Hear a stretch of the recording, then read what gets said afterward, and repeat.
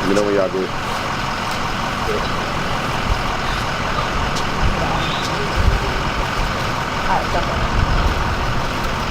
How's everybody doing? I'm Community Advocate Anthony Beckford. Been a community advocate for a while now.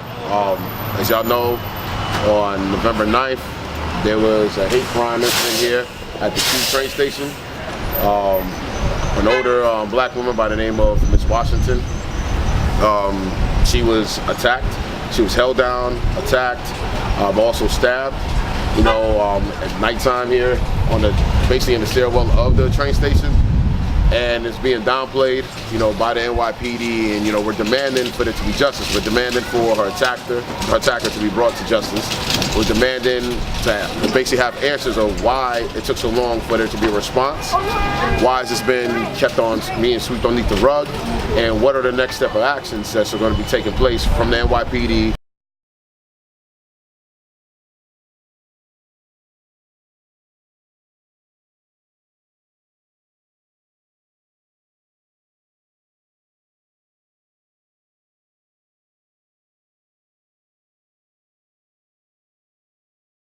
The incident with Teresa Klein, you know, and Jeremiah, you know, where 911 was used, you know, basically to attack him, you know, as a weapon to attack him. And these are the frequent actions that occur to us in our community, especially within the black community. You know, we're demanding for there to be change. We're demanding for there to be justice. Because at the end of the day, you know, you're not going to dismiss us. You're not going to wipe what goes on to us underneath the rug. You're not going to basically make it seem like everything is all right when it's not all right. You know, next to me I have Imani Henry with Equality for Flatbush. You know, also have Kezia Bernard-Nau, who is the woman who actually recorded the video of that night. What's the first name? You said Miss Wsshington. Anne-Marie Wsshington. Anne-Marie Wsshington. Her name is Anne-Marie Wsshington. And do you know the spelling? Do you know the spelling? A-N-N-M-A-R-I-E, Wsshington. Okay, got it. Yes. So you recorded the video? Yeah, so when I got out of the train that night, I heard a lot of yelling, and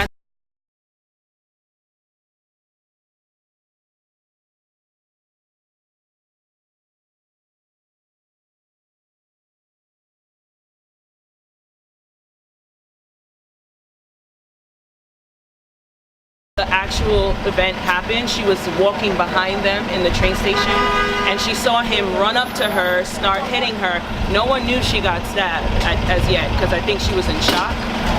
And so she ran the man away. The other woman ran him away and then helped Anne upstairs. It took forever for the cops to come. It took forever for the ambulance to come. When the cops finally came, the first thing that they said was that it was an attempted robbery, even though the man did not attempt to steal anything from her. He called her racial slurs while he was hitting her and the other women who tried to run him away. Yeah. Spell your name, your first last name. Kezia, K-E-Z-I-A, Bernard, B-E-R-N-A-R-D-N-A-U. Now the police are saying that she refused medical attention. She did not refuse medical attention. She got into the ambulance and they checked her out and they said that she was okay. I was right there when they did it, because then I leaned into the ambulance to ask her for her number. I got her number, and then I called her when she got home, and when she got home and took off her clothes, she said, I didn't even realize he stabbed me. But she didn't realize how bad the wound was. She thought it was just like a scrape until she got up in the morning and her daughter realized something happened, rushed her to the hospital. Then they said her lungs collapsed and she got surgery, and they put in a tube in her lungs. So she's in the hospital right now. So what do you make of this? What do I make of this? This is absolutely outrageous. This man waited for her to be alone on the platform. She was one of the last people getting off the train. He waited for her to be alone and he attacked her, and this is something that's going to keep happening. And the fact that the video isn't out right now, that is completely insane. This man is still out there. The next person is going to take for someone to die for us to get serious about catching him. We're lucky that she was okay. We're lucky. Thank God. She's someone's mother. She has 2 children. You know, she's not just some random face. She's this older West Indian woman who's just coming home from work, minding her own business, and she was attacked on the train. And so she's in the hospital. You know what hospital she's in? I would rather not say on. Okay, Yeah. that's Yeah. Next, I'm going to bring up Imani from Equality for Flatbush. So we want to stand in solidarity with the Wsshington family. We do see this as a hate crime. On November 3rd, we called a march against gentrification.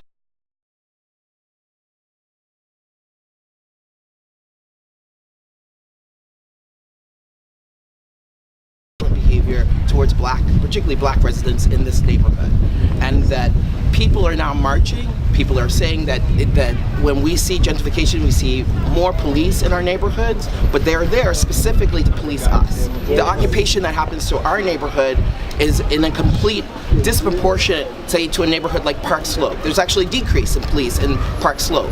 But in our neighborhood, and we're not calling for more police, we're actually calling for the police to do their job and catch this racist. That's what they should have done.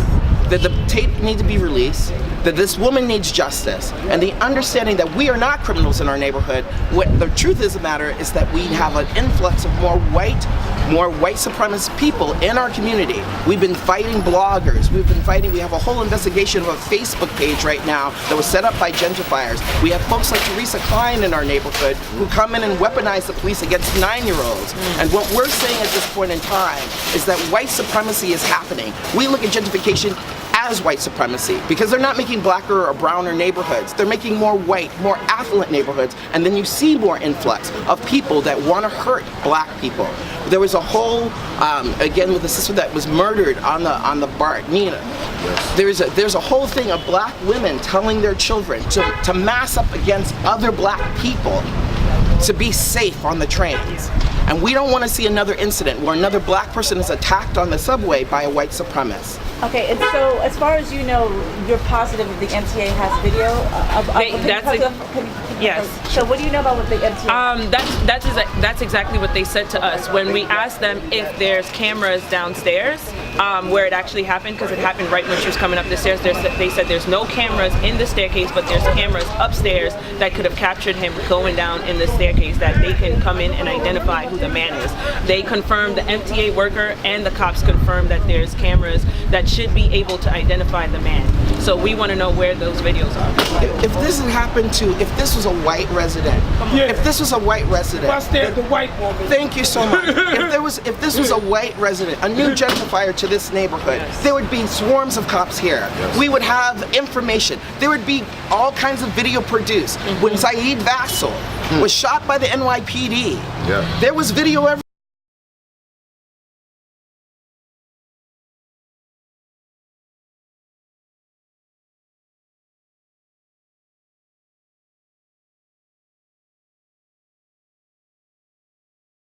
Robbery. It's not a hate crime, and that's what we're saying. This was a crime of hate against a black woman, against a white supremacist, by a white supremacist, and we want justice for her. Exactly, that's the thing. They have to stop downplaying what's going on. You know, because what's going on in our community is very serious. You know, we're not going out there and saying that, you know, these things are occurring just because we want to say it occurs. Hate is in our community, and the more that we have gentrification, like Imani say, in our community, that hate keeps on coming in further and further and further. You know, I spoke to many community residents who said this would not have happened 5-6 years ago. But it is reality now. The more that we have this pure movement of gentrification coming into the communities, the more that we have people staying silent about what's going on in our communities, this is what's going to occur again and again. But here's what I tell the people of the community: let's not just stand there and watch it happen. If the police will not help police our community against what the attacks against black people in our communities, it's time for us as black people in our communities to start policing our own communities and stopping these hate crimes from happening out here. Enough is enough. We're sick and tired of it. We're not relying on no system to do what they got to do, because the police are here quick to catch a person hopping over the turnstile, but they will not be here to catch a white supremacist attacking an elderly black woman. That is disgusting, and that has to be brought to the attention of the people, because the fact that they initially tried to say that it was an attempted robbery, the only thing that was trying to be robbed was her life as a black woman, and then they said it was an assault. But if I assaulted a white woman out here, it would be considered a hate crime. If I go into Midwood area and assault somebody out there, it's considered anti-Semitic and a hate crime. Let's call hate crimes what it is when it comes to our community. Let's call hate crimes what it is for what we go through every single day in our communities. And it's going to stop, and it's going to stop today. And what was the guy yelling as far as you guys know, or what you heard? Do you want me to say the actual? I mean, you could just say expletive. He said he was calling her a black bitch. Wow, he called her that, and he called the women that he was like, you black bitch, you black. He just kept saying it over and over and over and over again.